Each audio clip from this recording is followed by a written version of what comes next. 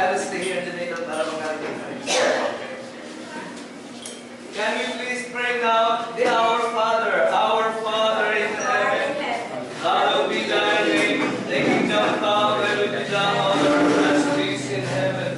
Give us this day our daily bread, and forgive us our sins, as we forgive those who trespass against us. And lead us not into temptation, but deliver us from evil. Amen. Ngayon po ay hihilingin din natin ang panalangin ng mahal na Ina Maria para sa pagpapanatili ng kapayapaan at pagmamahal ng Panginoon sa tanggapan na ito. Lahat po tayo, Ama, Ginoong Maria, napupuno ka ng grasya.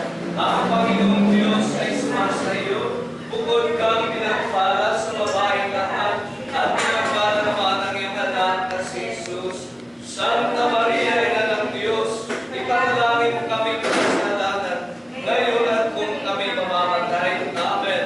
Manalangin tayo. Ang kapayapaang kaloob ni Kristo ay magharinawa sa inyong mga puso, at ang salita ni Kristo ay manahang lubusan sa inyong kalooban, upang anuman ang inyong ganapin sa salita o gawa sa loob ng tanggapan na ito ay naway mangyaring lahat sa ngalan ng Panginoon ngayon at magpasawalang hanggan.